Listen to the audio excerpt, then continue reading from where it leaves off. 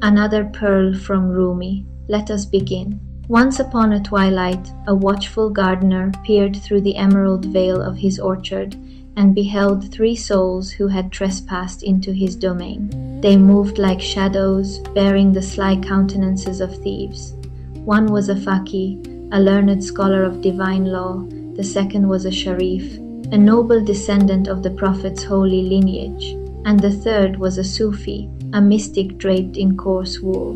Yet, despite their sacred cloaks, all 3 harbored mischievous, ungrateful, and treacherous hearts, intent on plundering the fruits of another's labor. The gardener's heart quickened, and he communed with his own mind. I possess 100 subtle arts and clever ruses, but as long as these 3 stand entwined as one, they are a fortress. In unity lies an unbreakable strength, and my solitary hand cannot vanquish 3. Therefore, I must weave a spell of division. I shall scatter them into isolation, and once they stand alone, I shall unleash my wrath upon them. To birth this deception and doom the triad, he turned his gaze toward the Sufi. With a voice dipped in false honey, he said, "O holy Sufi, pray, step inside the manor and fetch a woven carpet for your noble companions to rest upon." The moment the Sufi vanished into the shadows of the house, the gardener turned his venomous whispers upon the remaining 2. "You," he murmured to the scholar, "are a Faqih, a beacon of wisdom. It is by the grace of your sacred rulings that we find nourishment, and upon the wings of your intellect that we soar. And you," he whispered to the other, "are our prince, our sultan, a Sayyid flowing with the blessed blood of Mustafa. But tell me, who is this Sufi? A mere parasitic glutton, a miserly shadow. How can it be that such majestic sultans as yourselves deign to walk with a beggar? When he returns, cast him out from your grace, and in return be my honored guests in this garden for a whole week." What is a mere garden? I would lay down my very soul for you. You are the right eye of my countenance. He poured his deceptive enchantments into their ears, swaying their minds. Alas, woe to the one who wanders away from the warmth of true companionship. Lured by the gardener's flattery, the 2 companions betrayed the Sufi, casting him away into exile. No sooner had the Sufi been isolated than the gardener, his visage turning into that of a fierce adversary, pursued him with a heavy, gnarled staff. "You wretched hound of a Sufi!" the gardener roared, raining blows upon him. "Who are you to dare set foot in my sanctuary? Did Junaid guide your steps hither, or did Bayezid light your path? From which master, from which ancient peer did you learn such thievery?" Catching the mystic completely alone, the gardener thrashed him mercilessly until his brow was broken and he lay half dead upon the earth.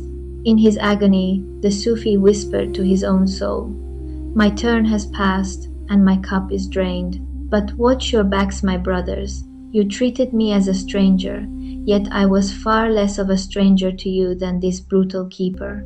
What I have tasted today is the bitter wine you too shall soon drink.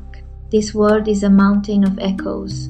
Whatever word you speak into it, it shall reverberate and strike you back." Having disposed of the Sufi, the gardener wove his next web of illusion. He approached the noble descendant with a reverent bow. "My dear Sharif," he implored, "could you step to the house for but a fleeting moment? I have ordered fresh flatbread to be baked for our morning feast. Go to the gates and tell Kaima's servant to bring forth the warm bread and the roasted goose." The moment the Sharif departed, the gardener turned to the scholar, his eyes gleaming with malicious intent. "O far-sighted master," he cooed, "your profound legal wisdom shines through your every gesture. Of this I am certain. Yet, in these dark times, there are so many fools who falsely claim their lineage descends from Ali and the Holy Prophet." He spun his tales of grand absurdity, and the gullible scholar feasted upon the lies. With the trap set, the gardener sprinted after the Sharif.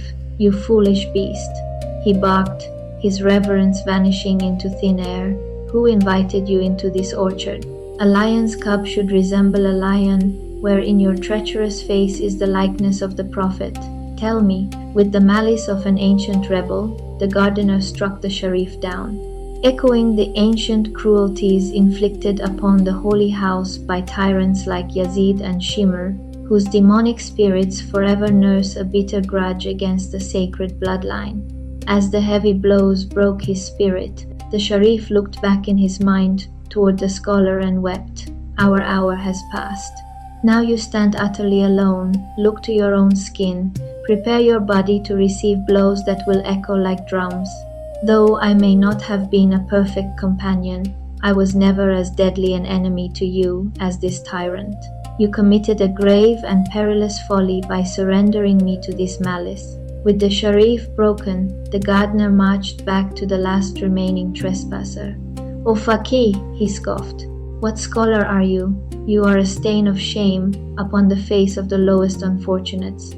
Tell me, you thief, do you issue legal decrees that allow men to enter a neighbor's sanctuary without so much as asking for permission?" The Faqih, looking at the heavy staff raised above him, sighed with heavy resignation. "You speak the truth," he murmured. "Strike, for your hand holds the power now. This is the ultimate wages of one who abandons his brothers to the wolves."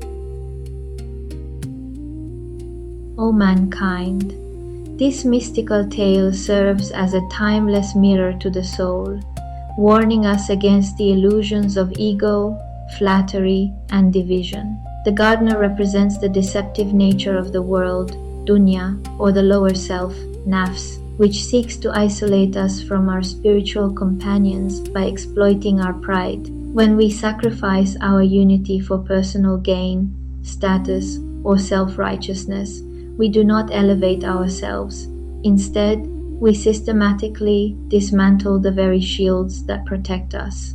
True strength does not lie in titles, lineages, or solitary wisdom, but in the sacred, unbreakable bond of collective brotherhood. To betray your companion is to pave the road to your own destruction.